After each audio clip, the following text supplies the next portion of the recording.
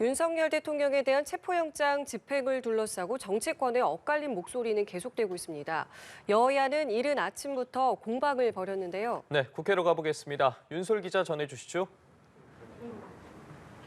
네, 국회입니다. 윤석열 대통령의 체포영장 집행 시도가 일단 실패한 걸 두고 여당은 원천 무효를, 야당은 더 강한 집행을 강조하며 맞부딪혔습니다.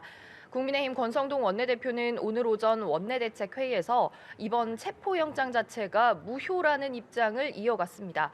권 원내대표는 공수처는 내란죄 수사 권한이 없다며 수사 권한이 없는 기관이 받은 짝퉁 영장으로 집행을 지휘하는 건 말이 되지 않는다고 주장했습니다. 더불어민주당이 경호처 지휘 요구에 불응한 최상목 대통령 권한대행을 향해 제2의 내란 행위라고 경고한 것도 문제 삼았는데요.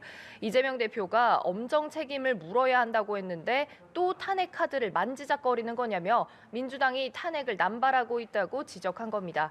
반면 민주당은 공수처가 시간을 허비했다며 확실한 집행을 촉구했습니다.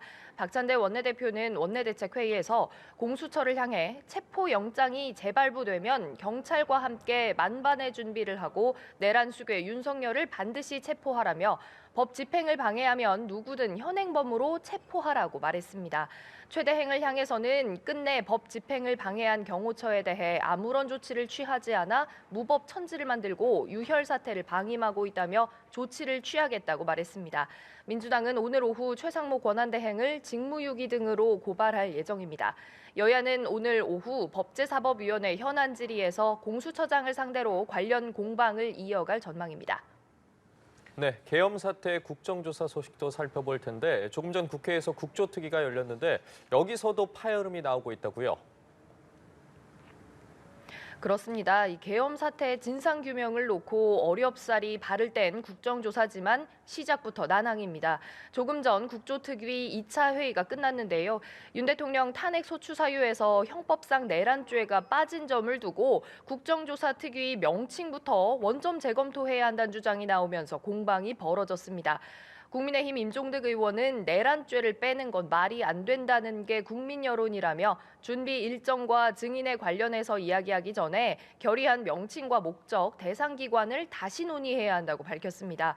반면 민주당 백혜련 의원은 헌법재판과 형사재판은 엄연히 다르고 내란죄를 뺀 게 아니라 내란 행위를 헌법적으로 정리한 거라며 본회의에서 의결된 명칭을 바꾸자는 건 국조특위를 방해하려는 행위라고 반박했습니다. 일단 안규백 위원장은 명칭과 관련해 양당 간 합의를 거친 명칭이므로 바꿀 수는 없다고 정리했는데요. 국조특위는 기관보고 2번, 청문회 3번, 현장 조사를 2번 실시하기로 했습니다. 출석할 증인들을 놓고 추가 공방도 이어졌는데요. 야당은 비상계엄 당시 핵심 관계자들이 이미 구속돼 있는 점을 반영해 구치소에서 청문회를 진행하거나 현장 조사에 나서는 방안도 검토하고 있습니다. 지금까지 국회에서 연합뉴스TV 윤솔입니다.